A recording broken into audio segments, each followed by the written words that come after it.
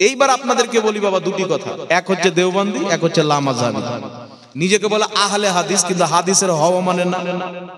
তারা বলতে চায় মিলাদুন নবী পালন করা বিদআত। মিলাদুন নবী পালন করা বিদআত যদি তাদের কথা মেনে নেওয়া হয়, তাহলে সর্বপ্রথম লামাযহাবী বিদআতি প্রমাণ হবে। কারণ লামাযহাবীদের গুরু নওয়াব সিদ্দিক হাসান খাঁ ভোপালী নিজের কিতাবের মধ্যে লিখেছে, নবী মুস্তাফার জন্মের দিনে যদি মুসলমান খুশি না হয় তো আর ঈমান নাই, ও মুসলমানই নয়। আহলে হাদিসদের বড় ইমাম লিখছে, নবীর মিলাদের দিনে যদি খুশি না হয় ও মুসলমান হতে পারে না। তাহলে বুঝা গেল রবিউল আউয়ালে যারা খুশি হয় তারা মুসলমান, তোমরা খুশি হও না, তোমাদের ফতোয়া অনুযায়ী তোমাদের ঈমান নাই, তোমাদের মৌলবীর ফতোয়া। দ্বিতীয় নাম্বার, আহলে হাদিসদের সবচাইতে বড় গুরু ঘান্টান, যার নাম হলো ইবনে তাহমিয়া। কি নাম? ইবনে তাহমিয়া নিজের কিতাব ইকতিদাউল সিরাতাল মুস্তাকিমের মধ্যে লিখতেছেন, এই কিতাবটি বেইরুত থেকে ছাপা হয়েছে, সৌদি আরব থেকেও ছাপা হয়েছে। কি লিখছেন? বলছেন যেই মুসলমান মিলাদুন নবী পালন করে তারা নবীর মুহাব্বতই পালন করে। ইবনে তাহমিয়া বলছে আহলে হাদিসদের গুরু মুহাম্মদ রাসূলুল্লাহর মুহাব্বতই পালন করে। নবীর মুহাব্বতে মিলাদ পালন করার কারণে তাদেরকে আল্লাহ প্রচুর সওয়াব দান করবে। জোরে বলেন সুবহানাল্লাহ। আহলে হাদিসদের বাপ বলছে সওয়াব দান করবে, আর বেটা বলছে যে গুনাহ হবে। কথা বুঝে শিখেছি বাবা? আমার নবী বলছেন মুনাফিক তাকে বলে তাদের দোহরা চরিত্র হবে, কিতাবে লিখবে কিছু আর মুখে ফতোয়া দিবে কিছু, আর হচ্ছে মুনাফিক। তো এই মুনাফিককে চিনতে হবে। তাদের বাপ বলছে মিলাদুন নবী পালন করার সওয়াব, আর বেটা বলছে বিদআত। তো আমাদের উপরে ফতোয়া না লাগে, আপনার বাপের উপরে লাগা। কথা বুঝে এসছে বাবা?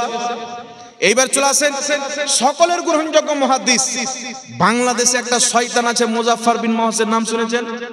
একবারে ডাহা শয়তান, চেহারা দেখলে বুঝে যাবেন, কিছু বলার প্রয়োজন পড়বে না। এই একটি কিতাব লিখেছেন, তার ফাতওয়ার কিতাব 2 খণ্ডে পাওয়া যায়। আমার কাছে ওই ওর ফাতওয়ার কিতাবটি রয়েছে। সেই ফাতওয়ার কিতাবে রাফায়েদানকে প্রমাণ করতে গিয়েছেন। আরেকটি কিতাব লিখেছে জাল হাদিসের কবলে রাসূলুল্লাহ সাল্লাল্লাহু আলাইহি ওয়াসাল্লাম। এই কিতাবের মধ্যে রাফায়েদানের বয়ান করতে গিয়ে দলিল নিয়েছেন শাহ ওয়ালিউল্লাহ মুহাদ্দিস দেহলভির কিতাব থেকে, যে শাহ ওয়ালিউল্লাহ মুহাদ্দিস দেহলভি রাহমাতুল্লাহ আলাইহি রাফায়েদানের পক্ষে ফতোয়া দিয়েছেন। মানে শাহ ওয়ালিউল্লাহ মুহাদ্দিস দেহলভিকে তারাও মুহাদ্দিস মানে। শাহ ওয়ালিউল্লাহ মুহাদ্দিস দেহলভি রাহমাতুল্লাহ আলাইহি কি বলছেন? নিজের কিতাব ফুয়ুজুল হারমাইন, সেই কিতাবের মধ্যে লিখতেছেন, আমরা প্রত্যেক বছর নবীর মিলাদ পালন করতাম, এক বছর ভুলে গেছি।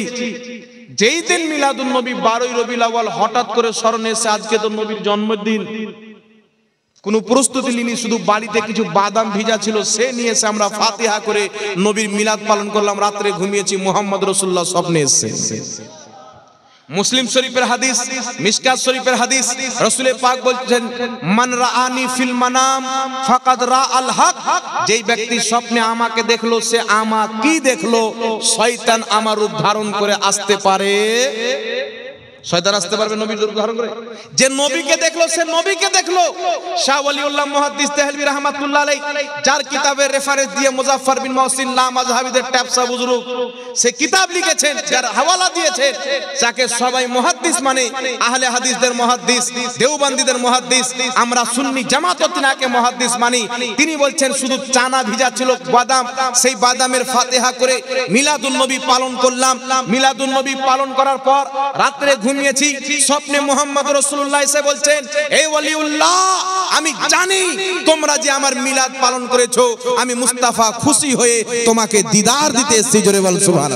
তাহলে বুঝা গেল নবী মুস্তাফার মিলাদ পালন করলে দুনিয়া কি করে দেখে লাভ নাই, মদিনার সরতাজ দোনো জাহাঁকে মালিক ও মুখতার মুহাম্মদ রাসূলুল্লাহ খুশি হয়ে যায়। জোরে বল সুবহানাল্লাহ। তাহলে আর কিছু লাগবে বাবা? যেই কাজে নবী খুশি, দুনিয়ার গরু ঘান্টাল কি বললো দেখে লাভ আছে? একটু জোরে বলতে হবে বাবা, কোনো দেখে লাভ নাই। তাই মিলাদুন নবী 12ই রবিউল আউয়াল কিভাবে পালন করবেন? যে কোনো নেক কাজের মাধ্যমে। এই 12ই রবিউল আউয়ালে মিলাদুন নবী আমরা পালন করতে আসি, কিয়ামত পর্যন্ত পালিত হবে। কারণ মুস্তাফা চাইতে আমাদের কাছে আর কোনো বড় নিয়ামত জোরে হবে না সুবহানাল্লাহ। কুরবানি ঈদ কোথায় পেয়েছো? নবী আসার কারণে। রোজার ঈদ কোথায় পেয়েছো? নবী আসার কারণে। কিন্তু দুঃখের বিষয় হচ্ছে ওয়াহাবি যখন বলবে মিলাদ ঈদের কথা বলবে, দুটো ঈদ আছে। কুরবানির ঈদে ফেতরা পাওয়া যায়, চামড়া পাওয়া যায়, চামড়া পাওয়া যায়, তার কারণে কুরবানির ঈদ মনে আছে। রোজার ঈদে ফেতরা পাওয়া যায়, তাই ফেতরার ঈদ মনে আছে, কিন্তু জুমার দিনে ঈদ যে এটাতে কিছু পাওয়া যায় না, তো এটা ভুলে গেছে এই হাদিসটা। মানে কিছু পাওয়া গেলে মনে রাখবে, পাওয়া যায় না তাই ভুলে গেছে। কথা বুঝে এসছেন বাবা? আর মিলাদুন নবী, নবীর জন্মের দিনে খুশি হলে মুসলমান তো মুসলমান, যদি বেঈমানও খুশি হয়, আমার মনে হয় আল্লাহ ওই বেঈমানকেও কিছু না কিছু দান করবে। আপনি বলবেন হুজুর এটা কি করে বলতে পারেন? এটা আমি বলছি না, এটা বুখারী শরীফের হাদিস থেকে বোঝা যায়। এখানে উলামায়ে কিরাম বসে আছেন, বুখারীতে হাদিস। আমার আপনার নবীর মা হযরতে আমিনা রাদিয়াল্লাহু তাআলা আনহার ঘরে আবু লাহাবের একটা বান্দী ছিল, যার নাম হচ্ছে সোয়েবা। নামটি শুনেছেন? ইমাম বুখারী হাদিসটি উল্লেখ করেছেন বুখারী শরীফের মধ্যে, একবারে সহিহ হাদিস। এই হাদিসের মধ্যে লেখা আছে, সোয়েবা যে আছে, নবী পাক জন্ম নিলেন, দৌড় দিয়ে আবু লাহাবের বাড়ি। আবু লাহাবের ইনি বান্দী ছিলেন, চাকরনি ছিলেন। এসে বলছেন আমার মালিক আবু লাহাব। বলছে কি? একটা সুসংবাদ দিতে এসেছি। কি সুসংবাদ? আজকে তোমার ভাই আব্দুল্লাহর পুত্র জন্মগ্রহণ করেছে, ছেলে। আবু লাহাব কি করলো? আঙ্গুলের ইশারা করলো, বললো সোয়েবা, আমার ভাতিজার জন্মের মিলাদের খুশি শুনিয়েছো, যাও আমি আমার ভাতিজার মিলাদের খুশিতে তোমাকে আজাদ করে দিলাম, আজকে থেকে তুমি আমার গোলাম, চাকরনি নয়। বলেন সুবহানাল্লাহ। আবু লাহাব সে জানে না ইনি আমার নবী, জন্মগ্রহণ করেছেন, ইনি হচ্ছেন নবী। আবু লাহাব জানে না ইনি নবীদের সর্দার, জানে না। আবু লাহাব নবীকে ভাতিজা মনে করে নবীর জন্মে খুশি হয়ে বাঁধি আজাদ করলো। হযরতে আব্বাস রাদিয়াল্লাহু তাআলা আনহু স্বপ্নতে দেখে জিজ্ঞাসা করছেন, বুখারীর হাদিস, ভাই তোমার খবর কি? আবু লাহাব বলছে, বলিস না, খুব আযাবে মুবতালা রয়েছি, কিন্তু সোমবারের দিন নবী মুস্তাফার জন্মের দিনে আগমনের খুশিতে আমার বাঁধি সোয়েবাকে আজাদ করেছিলাম। এই আঙ্গুলের ইশারায় সোমবার আমি যখন এই আঙ্গুলটিকে চুষি, আমার ভিতরটা ঠান্ডা হয়ে যায়, আযাবটা হালকা হয়ে যায়। এই আবু লাহাব আমার নবীকে ভাতিজা মনে করে, আব্দুল্লাহর সন্তান মনে করে, আব্দুল মুত্তালিবের পোতা মনে করে তিনার জন্মের খুশিতে বাঁধি আজাদ করেছে। এই রকম একজন কাট্টার কাফিরের আযাবে যদি প্রত্যেক সোমবারে কমতি হয়ে যায়, আমরা নবীর কলমা পড়নেওয়ালা, নবীকে আখরি নবী মনে করে, ইমামুল আম্বিয়া মনে করে, নবীদের সরদার মনে করে নবীর জন্মে যখন খুশি হব, ইনশাআল্লাহ আল্লাহ আমাদের আযাব বন্ধ করে দিবে। জোরে বলুন। আবু লাহাব নবী এটা জানতেন না, ভাতিজা মনে করে ওনার জন্মে খুশি হয়েছেন। আমরা নবী মনে করে হব, ভাতিজা মনে করে করলে এক লাভ যদি হয়, নবী মনে করে করলে 1000 গুণা বেশি লাভ হবে। একটু জোরে হবে না সুবহানাল্লাহ? এই হাদিস যখন আমরা বয়ান করি, মুর্শিদাবাদের জলঙ্গিতে একটা বিমল দাসের বেটা বেরিয়েছে। এ ভাইপো আমার বলতে চাই, কি বলে জানেন? ভাইপো বলে ভাতিজাকে। এ ভাতিজা বলছে যেটা আবু লাহাবের ব্যাপারে এসেছে, তো যারা মিলাদুন নবী পালন করবে তারা লাহাবি হবে। আমি বলবো ভাতিজা, এই হাদিসকে মিলাদুন নবীর দলিল হিসাবে পেশ করলে যদি লাহাবি হয়ে যায়, তাহলে ইমাম বুখারী যে লিখেছেন, তাহলে উনি কি হবে? ইমাম বুখারী তো সবচেয়ে বড় লাহাবি হবে, নাকি বলেন? মানে হাদিসের উত্তর নাই তো কি বলবেন, একটা লাহাবি টাহাবি কিছু বলে ছেড়ে দিই। কিন্তু আমি তাকে বলবো, ভাইপো আবু লাহাব যতটুকু বুঝেছে তোমরা ততটুকু বুঝো। আবু লাহাব কাফির মুরতাদ হয়ে বুঝতে পেরেছে নবীর জন্মের দিনে খুশি হয়েছে, আল্লাহ তাকে উপকার দিয়েছে। ঠিক না? ঠিক জোরে বলতে হবে। বুখারীর হাদিস। তোমরা কত বড় বেঈমান, আবু লাহাবকেও ফেল করে দিচ্ছ, এই দিনে খুশি পালন করাকে নাজায়েজ বলছো। কথা বুঝেছে বাবা? আল্লাহ এদেরকে হেদায়েত দান করুক। একটু জোরে বলুন আল্লাহুম্মা আমিন। আর একটু জোরে বলতে হবে আল্লাহুম্মা আমিন। তার কারণে বিরাদর ইসলাম, নবী মুস্তাফার মিলাদ অবশ্যই 100% পালন করা যায়। আজকাল কিছু বাংলাদেশে ঘুমটাওয়ালা মহিলা শেখ বেরিয়েছে, দেখেছেন? মুসলিম শরীফের মধ্যে হাদিস, হযরতে আনাস রাদিয়াল্লাহু তাআলা আনহু মিম্বারে দাঁড়াচ্ছেন, খুতবা দিচ্ছেন, অনেক সাহাবী মাথাতে ঘুমটা দিয়েছেন এইভাবে, দেখলেন? একটু দেখিয়ে বলুন, এইভাবে ঘুমটা দিয়েছেন। তো হযরতে আনাস রাদিয়াল্লাহু তাআলা আনহু বলছেন যে তোমাদেরকে দেখে উহুদের এই বদরের যুদ্ধের ইহুদিদের মতো লাগছে। কেন? বলছে বদরের যুদ্ধতে যে ইহুদিরা আমাদের সাথে লড়াই করতে এসেছিল, তাদের মাথাতে ঘুমটা ছিল। মুসলিম শরীফের মধ্যে হাদিস, সাহাবিয়া রাসূলের পাক নিজেই বলেছেন, কিয়ামতের পূর্বে ৭৭,০০০ ইহুদি দাজ্জালের সঙ্গী হবে, তাদের সকলের মাথাতে ঘুমটা থাকবে। তাই ঘুমটা দেওয়া ইহুদিদের চরিত্র মাথায় টুপি এবং পাগড়ি দেওয়া মুহাম্মদ রাসূলুল্লাহর চরিত্র, জোরে বলুন সুবহানাল্লাহ। মুহাম্মদ রাসূলুল্লাহর চরিত্রকে ঢেকে নামাজে খালি মাথায় নামাজ পড়ে আর টুপিকে হটিয়ে পাগড়িকে হটিয়ে ইহুদিদের ঘুমটা পড়া মানুষকে শিখাচ্ছে। এরা মুস্তাফার শরীয়ত প্রচার করে না, এরা তেল আবিব ইসরায়েলের শরীয়ত প্রচার করছে। কারণ যে যার খায় তার গীত গায়, তারা ডলার আমেরিকার পায়, ইহুদির পায়, তাদের চরিত্র প্রচার করে। আমরা মুস্তাফার দরবারের সাদকা খাই, আমরা নবীর প্রচার করব, মিলাদুন নবী পালন করব।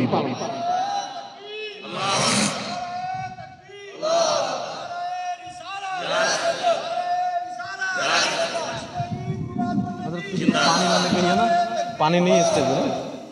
তো ব্রাদার ইসলাম, আলহামদুলিল্লাহ, জগৎ বিখ্যাত বড় বড় মুহাদ্দিস, বড় বড় ফকিহ, আপনাদেরকে বলতে চাই ইমাম ইবনুল জাওজি 950 বছর পূর্বের ইমাম, ইনার মতন শরীয়ত বুঝনেওয়ালা পৃথিবীতে কোনো মৌলবি এই জামানায় নাই।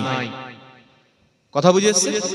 ইমাম কাস্তালানি, ইমাম জালালউদ্দিন সিউতি, ইমাম মুল্লা আলী কারি, শাহ ওয়ালিউল্লাহ মুহাদ্দিস দেহলভী, শাহ আব্দুল হক মুহাদ্দিস দেহলভী, বড় বড় ইমাম, ইমাম দাহিয়া, ইনাদের মতন মিলাদুন, ইনাদের মতন দিন বুঝনেওয়ালা, শরীয়ত বুঝনেওয়ালা, হাদিস বুঝনেওয়ালা বর্তমানে পৃথিবীতে কেউ নাই। এদের মধ্যে কেউ 5 লক্ষ হাদিসের হাফিজ, কেউ 3 লক্ষ হাদিসের হাফিজ, কেউ 2 লক্ষ হাদিসের হাফিজ, কেউ 1.25 লক্ষ হাদিসের হাফিজ, কেউ 4 লক্ষ হাদিসের হাফিজ, কেউ 3.5 লক্ষ হাদিসের হাফিজ। এখন যেই মৌলবি বলে মিলাদুন নবী পালন করা যাবে না, ওর পেটে যদি জিসিবি চালিয়ে দেন 5টা হাদিস বের হবে না, 5টা হাদিস বের হবে না। বাংলাদেশে একটা গাধা মৌলবি আছে, শুনে হবেন আপনারা, কাজ্জাব বিন ইহুদি, চিনতে পেরেছেন? এই লোকটা বলছে আমি 35 বছর থেকে হাদিস পড়াই, হাজার হাজার হাদিস আমার মুখস্থ আছে। আর ওই বেটা বলছে যে 6 মাস খুঁজলাম লা ইলাহা ইল্লাল্লাহ মুহাম্মদ রাসূলুল্লাহ, খুঁজে পেলাম না। তখন বুঝতে পেলাম 35 বছর তুই হাদিস পড়াসনি, দার্সগাতে বসে গাঁজা টেনেছিস। হাদিস পড়ালে ও কালেমা খুঁজে পাবে না বাবা। যেটা ইসলামের আসল ভিত, লা ইলাহা ইল্লাল্লাহ মুহাম্মদ রাসূলুল্লাহ। 35 বছর তুমি হাদিস পড়াওনি, 35 বছর ছাত্রকে ধোঁকা দিয়েছো আর মাদ্রাসায় হারামের বেতন নিয়েছো। আমাদেরকে জিজ্ঞাসা করো, আলহামদুলিল্লাহ আমরা এখন কতদিন থেকে হাদিস পড়াচ্ছি? আমি শিক্ষকতা করছি 7 বছর থেকে। 7 বছর হলো আমার ইফতা করা, মুফতি পাস করা। 7 বছর থেকে আমি মাদ্রাসায় পড়াচ্ছি। 7 বছরে কালেমাও খুঁজে পেয়েছি, মিলাদুন নবীও খুঁজে পেয়েছি। এবারটা 35 বছর থেকে পড়াচ্ছে, কিছুই খুঁজে পাইনি। এক জায়গাতে ফতোয়া দিচ্ছে যে যদি কোনো ব্যক্তি তাবিজ ব্যবহার করে, তাবিজ যদি কোরআন হাদিস থেকেও দেয়, একটা হিজরা টাইপের মতন করে বলে, তাবিজ যদি কোরআন হাদিস থেকেও দেয় তবুও শিরক হবে। যতই বড় পাগড়ি পড়ুক, যতই বড় জুব্বার কুব্বা পড়ুক, এটা শিরক হবে। আচ্ছা বলেন তো বাবা, কোন কোন হাদিসের কিতাব আছে যেগুলো মাদ্রাসায় পড়ানো হয় না? কারণ অনেক হাদিসের কিতাব আছে, কিন্তু তিরমিজি শরীফ মাদ্রাসায় পড়ানো হয় কি হয় না? আপনারা নাম শুনেছেন কি শুনেননি? আবু দাউদ শরীফ পড়ানো হয় কি হয় না? আবু দাউদ শরীফের মধ্যে হাদিস, তিরমিজি শরীফের মধ্যে হাদিস। হাদিসটি উল্লেখ করে ইমাম তিরমিজি বলছেন হাজা হাদিসুন হাসানুন, এই হাদিসের মান হচ্ছে হাসান। সুবহানাল্লাহ বলতে হবে। আবু দাউদ শরীফে যে হাদিস আছে, নাসিরউদ্দিন আলবানী লামা জাহাবিদের গুরু বলছে হাদিসের সনদ হচ্ছে হাসান। হযরতে আব্দুল্লাহ ইবনে আমর রাদিয়াল্লাহু তাআলা আনহু নিজের সন্তানদের গলায় কাগজে তাবিজ লিখে, তাবিজ গলাতে সন্তানদের গলায় ঝুলিয়ে দিতেন। হাদিসটি হাসান। আর লামা জাহাবিদের মৌলভী জাকারিয়া বলছে যে ব্যক্তি হাসান হাদিস অস্বীকার করবে ও কাফির। আর হাসান হাদিসে আছে সাহাবা তাবিজ করে সন্তানের গলাতে ঝুলিয়েছেন। আর বাংলাদেশের কাজ্জাব বিন ইহুদি, ইহুদির বাচ্চা বলছে শিরক। চিন্তা করছেন, যেটা সাহাবী করেছেন ওটা শিরক। তাহলে এদের ফতোয়া অনুযায়ী সাহাবীও মুসলমান নাই, তারাও মুশরিক হয়ে গেছে। কথা বুঝে শিখাসিনি বাবা? আচ্ছা বলেন তো বাবা, সাহাবী যে কাজটা করবে ওটা শিরক হবে? জোরে বলতে হবে। ওটা কোনোদিন শিরক হতে পারে? আমার নবী বলছেন 73 ফিরকা হবে, কুল্লুহুম ফিন্নার, সব জাহান্নামে ইল্লা মিল্লাতান ওয়াহিদা, একটি জান্নাতে, মাআনা আলিহি ওয়া সাহাবী, যে আমার সাহাবীর তরিকাতে চলবে তারাই হবে জান্নাতি। উঠান তিরমিজির হাদিস, আবু দাউদের হাদিস, আব্দুল্লাহ ইবনে আমর তাবিজ লিখে নিজের সন্তানের গলাতে ঝুলিয়েছেন। আমরা তাবিজ লিখে ঝুলাই, যারা সাহাবার তরিকাতে চলবে তারাই হবে জান্নাতি। আর যারা এটাকে শিরক বলল, সাহাবীকে মুশরিক বলল কিনা, তাদের ফতোয়া অনুযায়ী সাহাবী মুশরিক হবে কি হবে না? তাহলে বুঝালেন এরা ফতোয়া কিতাব পড়ে দেয় না, এরা ফতোয়া আমেরিকা ইসরায়েলের ডলার পেয়ে দেয়। কথা বুঝে এসছে? আর আলহামদুলিল্লাহ আমাদের ফতোয়া ফান্ডিং দিয়ে চলে না, আমাদের ফতোয়া চলে মদিনাওয়ালা মুস্তাফার মোহাব্বতে চলে। জোরে বলুন সুবহানাল্লাহ। আমরা আজ পর্যন্ত কাউকে বিক্রি করিনি। আমাদের উলামা আহলে সুন্নাতের নিকটে শিয়া মতবাদ এসে 2 কোটি টাকা দেব, শিয়া মতবাদ প্রচার করেন, আলীকে প্রথম করেন, আবু বকরকে ফেল করে দেন। 2 কোটি টাকার অফার আমাদের ওলমায়ে আহলে সুন্নাতের কাছে এসেছে। আমাদেরকে বলা হয়েছে মাসে 14,000 টাকা স্টার্টিং হবে, 1 বছর পরে 24,000 টাকা বেতন করা হবে, তারপর আরো বাড়বে, বিভিন্ন রকম ফান্ডিং পাবেন, একটা কিতাব পড়াতে হবে। কিতাবটা দাও, কিতাবটা পড়লাম, লেখা আছে নবী লিখতে পড়তে জানতেন না। ওই কিতাবের মধ্যে লেখা আছে নবী 40 বছর পর নবী হয়েছে, নবী আমাদের মতনই মানুষ ছিলেন, বড় ভাইয়ের মতো সম্মান করতে, বিভিন্ন রকম নোংরা আকীদা দেওয়া আছে। আমি বললাম আমি মৌলবি হয়েছি ঈমান বাঁচিয়ে রাখার জন্য, ঈমান বিক্রি করার জন্য নয়। নাহলে আজকেও জাহাঙ্গীর আলমের মালয়েশিয়াতে 10 তলা বিল্ডিং থাকতো যদি ঈমানটা বিক্রি করে দিত। দেখছেন না কিছু মৌলবীর একটু কিছু বাঁশ পড়ে গেল, মালয়েশিয়া চলে গেল, মনে হচ্ছে ওর আব্বা ঘর বানিয়ে রেখেছে। সব আমেরিকা ইসরায়েলের প্রোটেক্ট দেওয়া আছে। দুনিয়াতে ইহুদিয়াত প্রচার করো মুসলিম নামে, ইসলামকে ধ্বংস করো। যদি তোমাদের উপরে কোনো সরকার বা দেশে থাকা মুশকিল হয়ে যায়, মালয়েশিয়াতে চলে এসো, গাড়ি বাড়ি হেলিকপ্টার যা লাগবে সব আমরা ইহুদিরা দিয়ে দেব। এবারটা বাংলাদেশে ফতোয়া দিচ্ছে মিলাদুন নবী পালন করা হারাম, মিলাদুন নবী পালন করা বিদআত, আর মালয়েশিয়াতে গিয়ে লিখছে মৌলুদ্দিন নবী, জালসা করছে। বাংলাদেশের লোক এসে ধরছে, হুজুর ভিডিও তো ভাইরাল হয়েছে, কি করবেন? বলছে আমি হেমমেল দেখিনি। দেখছেন দাজ্জাল কানাকে, ও হেমমেল দেখেনি, জালসা কিসের হচ্ছে? আমাদেরকে ফোন করলে জিজ্ঞাসা করি কি উপলক্ষে জালসা, কিসের জালসা, প্রোটেকশন দিতে পারবে তো পারবে, কোনো ঝামেলা হবে না তো আমরা একটু জিজ্ঞাসা করি, তারপরে প্রোগ্রাম লি। এবারটা মালয়েশিয়া চলে গেছেন, হেমমেল দেখেনি। পিছা দিকে লেখা আছে মৌলিদিন নবী জালসা। মানুষ যখন ধরে নিয়েছে, ভিডিও ভাইরাল হয়ে গেছে, বলছে আমরা হেমমেল দেখিনি, জালসা করে চলে এসেছে। চিন্তা করছেন? পয়সা দিয়ে দেন তো মিলাদুন নবী এদের জায়েজ হয়ে যায়। মিলাদুন নবী কি হয়ে যায়? এদের পয়সা দিলে জায়েজ হয়ে যায়। আল্লাহ এদেরকে হেদায়েত দান করুক, সকলে বলুন আল্লাহুম্মা আমিন। তাই আমি আপনাদেরকে বলবো বাবা, ইমাম ইবনুল জাওজি, ইমাম জালালউদ্দিন সিউতি, শাহ ওয়ালিউল্লাহ মুহাদ্দিস দেহলভী, শাহ আব্দুল হক মুহাদ্দিস দেহলভী, ইমাম মুল্লা আলী কারি, ইমাম আজলুনি, অসংখ্য ইমাম, ইমাম ইবনে হাজার মাক্কি, ইমাম ইবনে হাজার হাইসামি, বড় বড় ইমাম ফতোয়া দিয়েছেন মিলাদুন নবী পালন করা জায়েজ। আমার জানা মতে মক্কার 15 জন ইমাম, মদিনারও 15 জন ইমাম মিলাদুন নবীর পক্ষে কিতাব লিখে জায়েজ প্রমাণ করেছেন। জোরে বলুন সুবহানাল্লাহ। তো মিলাদুন নবী এটা ভারতে চালু হয়নি, এটা ইন্ডিয়াতে চালু হয়নি, পাকিস্তানে চালু হয়নি, মিলাদুন নবী মক্কা মদিনাতে চালু হয়েছে। জোরে বলেন সুবহানাল্লাহ। আর আমার নবী মুস্তাফা 1450 বছর পূর্বে নিজের নবুয়তের এলান করার পর ছাগল জবাই করে মানুষজনকে খাইয়ে নিজের মিলাদ পালন করে আমাদের জন্য দলিল কায়েম করে গিয়েছে যে কিয়ামত পর্যন্ত যারা শরীয়ত অনুযায়ী আমার জন্মদিবস পালন করবে নাজায়েজ হবে না। আমি মুস্তাফা ভিড় দিয়ে গেলাম, আর তার আসল যখন তারা খুঁজবে আমার হাদিসে, আমার সুন্নাতে পেয়ে যাবে। বলেন আল্লাহ বলেছেন, হে মাহবুব তুমি বলে দাও, আল্লাহর রহমত পাওয়া গেলে, আল্লাহর ফজল পাওয়া গেলে খুশি পালন করো, এটা তোমার জমা রাখার চাইতে খরচ করা বেশি উত্তম। তো নবী দিবসে ভালো কাজে খরচ করাটা জমিয়ে রাখা চাইতে বেশি উত্তম। আল্লাহ কবুল করুক, সকল পড়ুন আল্লাহুম্মা আমিন। দ্বিতীয় বিষয় হচ্ছে নামাজ। আমরা আহলে সুন্নাত ওয়াল জামাত, আমরা মাযহাবের অন্তর্ভুক্ত। ইমাম সাবি রহমাতুল্লাহ আলাইহি তাফসিরে সাবির মধ্যে লিখেছেন, হানাফি, শাফি, মালিকি, হাম্বলি 4 মাযহাব আহলে সুন্নাত ওয়াল জামাতের অন্তর্ভুক্ত। যারা 4 মাযহাবের বাইরে তারা হচ্ছে দল এবং মদিল, পথভ্রষ্ট এবং পথভ্রষ্টকারী। আমার নবী বলছেন এমন একটি জামানা আসবে, কিছু লোক বের হবে, তারা এমন এমন হাদিস বলবে না তোমরা শুনেছো না তোমাদের বাপ দাদা শুনেছে। তাদেরকে নিজে থেকে দূরে রাখো, নিজেকে তাদের থেকে দূরে রাখো। তারা কারা থাকবে? তারা থাকবে পথভ্রষ্ট, গুমরাহ। এটা গুমরাদের জন্য বলা হয়েছে। যদি কোনো গুমরা ব্যক্তি আপনার পাশে বসতে আসতেছে, আচ্ছা বলেন তো বাবা, একটা ভালো আলুর পেটিতে যদি একটা পচা আলু ভরে দেন, তাহলে সমস্ত ভালো আলু মিলে ওই পচাকে ঠিক করতে পারবে? ও পচা সবকে পচিয়ে ছাড়বে না, কি বলেন? তো এইরকম হচ্ছে গুমরার উদাহরণ।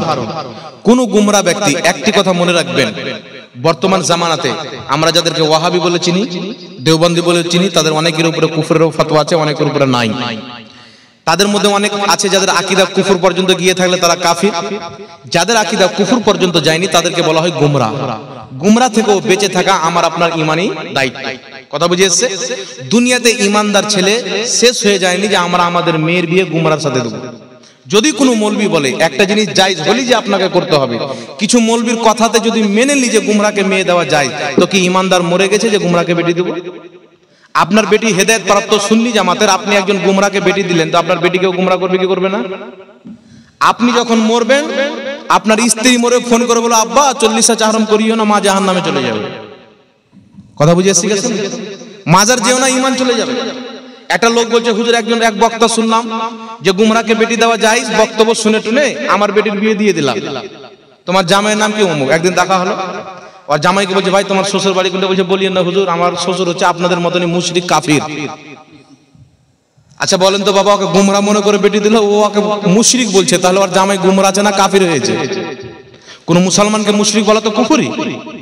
আর আহলে হাদিসদের মধ্যে আপনি আম পাবলিক, আহলে হাদিসদের মৌলবীর চাইতে তাদের আম পাবলিকের ডেঞ্জার আকীদা। আমাদের সাথে ফোন করে তর্ক তাদের কোনো মৌলবী আজ পর্যন্ত করেনি। তাদের টানা টোড়া অন্ধভক্ত আম পাবলিকই করছে, কুফরি বাক্য বলছে।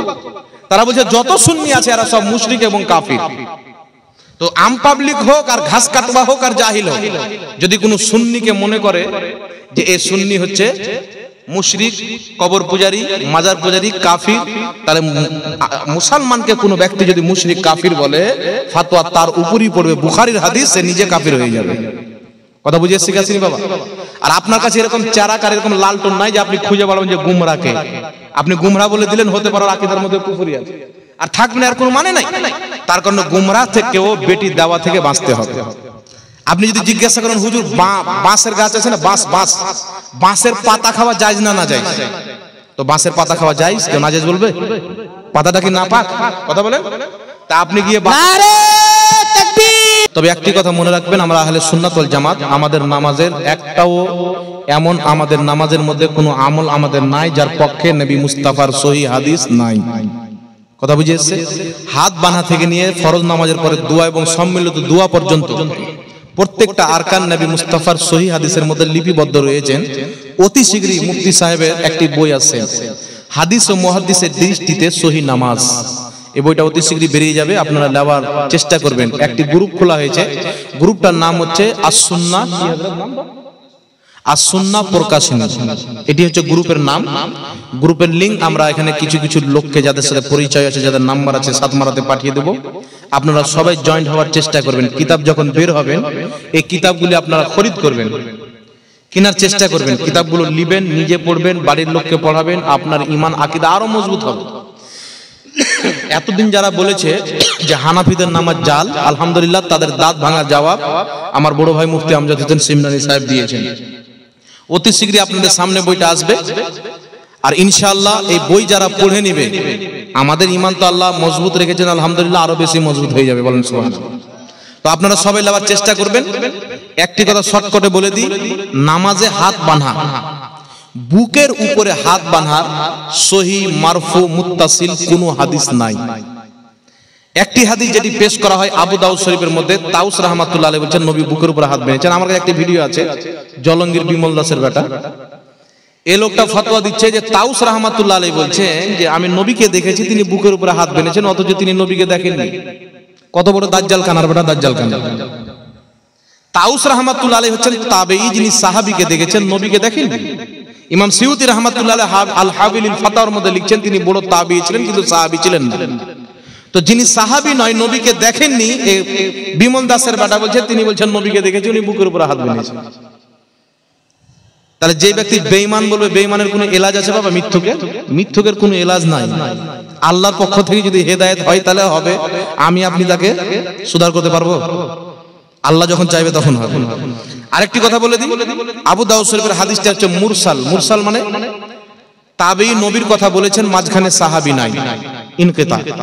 মুরসাল হাদিস, আর মুরসাল হাদিস লা মাযহাবীদের নিকটে যঈফ, হানাফিদের ইমামের নিকটে এবং মুহাদ্দিসদের নিকটে মুরসাল ও সহিহ হয়, কিন্তু লা মাযহাবীদের নিকটে মুরসাল হচ্ছে যঈফ। তো লা মাযহাবীদের কায়দা অনুযায়ী আবু দাউদের হাদিসটা হচ্ছে যঈফ, এটা কিন্তু সহিহ হাদিস নয়।